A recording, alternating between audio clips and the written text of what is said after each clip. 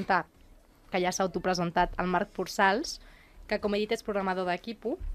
A veure si ens pots explicar una mica què és això d'Equipo i què fas tu exactament allà. Bueno, Equipo bàsicament és un software de facturació online per a autònoms i petites empreses que està dissenyat per experts, per gent precisament que no són experts.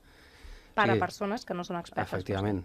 O sigui, gent autònoms que anem tot el dia d'aquí cap allà, que ara fas una factura a temps real a través del telèfon mòbil o amb l'ordenador, l'envies, et passen una factura, l'escaneges o la fotografies, la puges.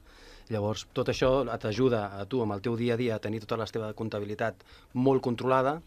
I després també és una grandíssima ajuda per les gestories perquè també ajudem a fer models tributaris, tota una sèrie de coses que tant per autònoms com per gestories són una gran facilitat.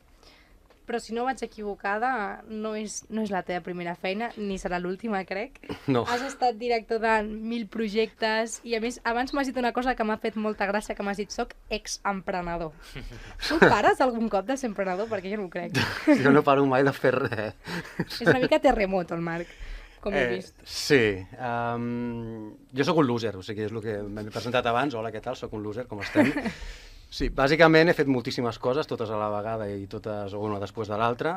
Vaig començar primer com a enginyer acústic amb una companyia d'àudio, després vaig passar a fer de director de projectes, dissenyador d'altaveus, i amb l'època de director de projectes, de project management, vaig portar a terme projectes de molts tipus, i després vaig decidir, oi, per què no els meus propis, no? O sigui, jo tenia una llibreteta on cada vegada, suposo que tots els emprenedors que estem aquí en aquesta taula, no? O sigui, veig cares de satisfacció, tots els que estem aquí. Sí.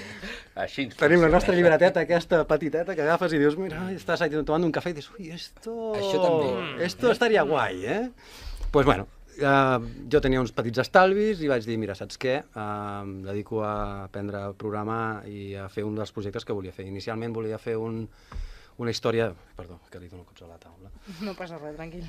Inicialment volia fer una història amb sensors i sistemes de control de l'àudio a través de sensoria, però després al final vaig acabar fent un projecte per migranyes. I va ser un fracàs absolut. Absolut.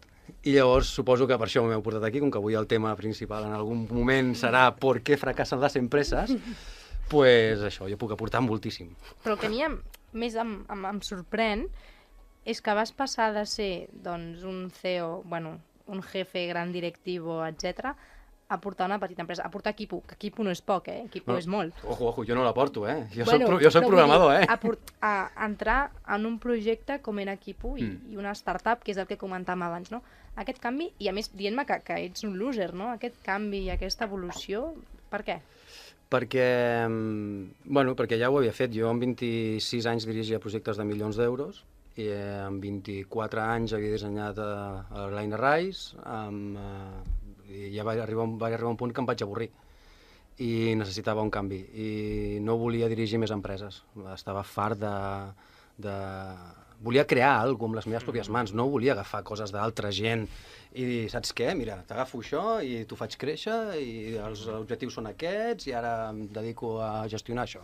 No, volia agafar alguna cosa de la meva llibreteta, que tenim tots aquí, i dir, saps què, doncs anem a crear alguna cosa. Perquè és que si no ho fas ara no ho faré mai. Vull dir, arribar... És una cosa que ho portes dintre. És aplicar la creativitat a tot el coneixement que puguis arribar a tenir.